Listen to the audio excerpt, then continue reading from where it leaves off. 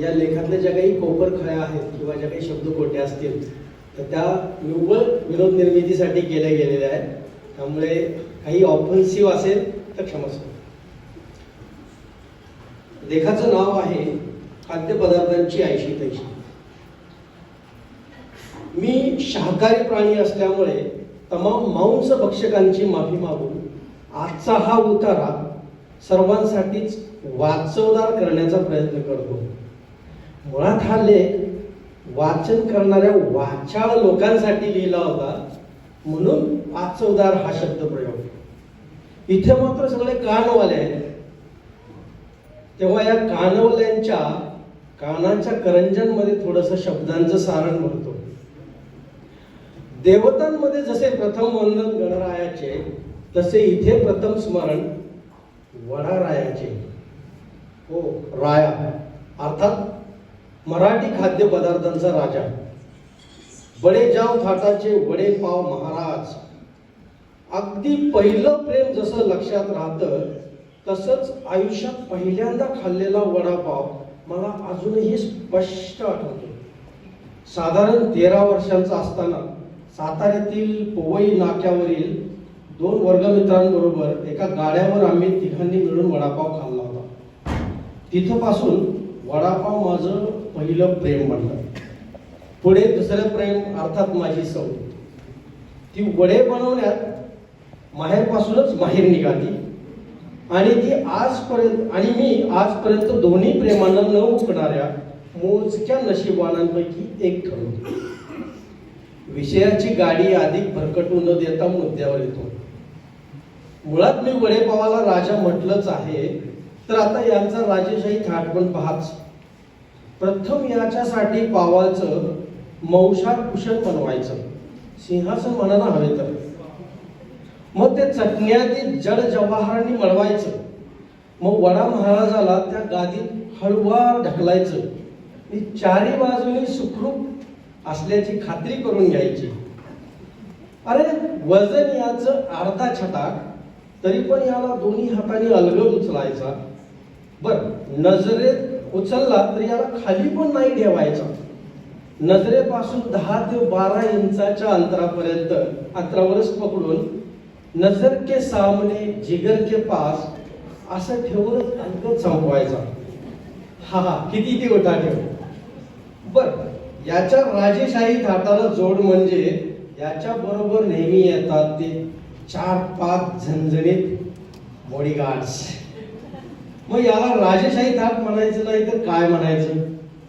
अरे हो, थाटावरून आठवलं ती तर्रीदार मिसळची. लग्न मंडपात सजलेल्या नववधू प्रमाणे जणू हिचा थाट, नाही का?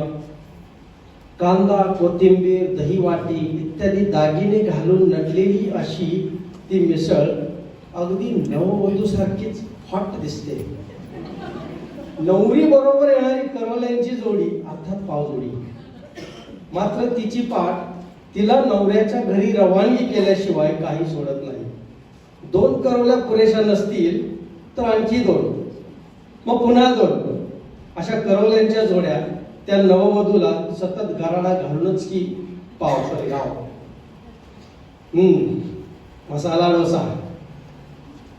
मसाला डोसा आणि बळागर पोकळ वासा हे काहीसं समांतर वाटतं नाही का? हा पदार्थ माझ्या बायकोला इतका आवडतो की तिला जर मी ताजमध्ये घेऊन जरी गेलो तरी ती मसाला डोसाच खाईल. खरे तर म्हणूनच मी तिला ताजमध्ये नेत नाही. परवडत नाही हे हळूच खाणार सांगतो. तिला कुठेही डोसा खाऊ घातला की मला डोसाची परवानगी मिळते. मग काय, डबल डोसा. तिला मसाला डोसा, इधर मसाला डोसा. तिला कट डोसा, मैं कट टू कट डोसा. ते सुद्धा कसलीही कटकट न करता. हा डोसा प्रकार मात्र मला नेहमी कोड्यात टाकतो, कारण तो सुरू होतो आपल्या टेबलवर आणि साला संपतो दुसऱ्याच्या टेबलावर. मग उगाच शेजाऱ्याला विनंती करावीशी वाटते, अहो दादा जरा ते तुमच्याकडचं गुंडाळलेल्या चटईचं टोक आहे ना ते सरकवता का इकडे, घडी घालायची. शेजाऱ्यांनी ऐकलं तर ठीक, अन्यथा त्या डोस्यावर गिर्यारोहणच करायचं बाकी असतं. मग उगाच त्याला काटा चमच्यानी खणताना बायकोसाठी डोंगर खणणारा दशरथ मांजी झाल्यासारखं वाटतं. काही म्हणा, पण इडलीला इटली म्हणणाऱ्यांची मला फारच केली नाही. अरे त्या इडलीला जर कोकोनट चटणी फसायची असेल तर काय अख्खा चिली मेक्सिकोच्या बाजूने तोडून आणून आपल्या कोकणात मिसळायचा का? कोकणात कोकोनट मिळेल याची हमी आहे, पण त्या चिलीत खरंच चिली मिळण्याची खात्री आहे का? तसेच उडीद वड्याला मेंदू वडा म्हणणाऱ्यांचा तर मला मेंदूला भोग पाडावंसं वाटतं. ते मेंदू असतंय भावांनो, मेंदू. मेंदू जर सांबारात बुडवला तर विचारात काय बुडवायचं? बटर. बापरे, बटर बोलल्या बरोबर चहा बटर आठवतो, माझा आवडीचा पदार्थ. आणि चहाच्या मागे पार्लेजींची 14 मुलांची पोज आठवतो. पार्लेजींची ही मुलं खूप द्वाड बर. पाहुण्यांच्या घरी जर पाहुणचाराला म्हणून ही 14 मुले आली तर गणिताचे आणि विज्ञानाचे सगळे नियम लावून नेमक्या वेळासाठी त्यांना चहात भिजवावं लागतं. अन्यथा मोठी पंचायत होते. म्हणजे उरलेलं सोडता येत नाही आणि लपवताही येत नाही. मग त्यासाठी एक वेगळंच इंजिनिअरिंग स्किल वापरावं लागतं. तुम्हाला म्हणून सिक्रेट सांगतो, थोडा चहा उरलेला असताना कप गोल गोल गोल फिरवायचा आणि मटकन कपातला फिरता चहा बिस्किटच्या लगद्यासोबत कट्टम करायचा. आणि हो, हे स्किल जर वापरलं तर पाहुणे खुश होतील आणि पुढे तुमचा चांगला पाहुणचार करतील आणि तुम्हाला पनीर खाऊ घालतील. शाळेला या पनीरला तसा आयडेंटिटी क्रायसिस नाही का? याची आयडेंटिटी त्याच्या बरोबर येणाऱ्या सोबत्यांच्या रोलवरती ठरते.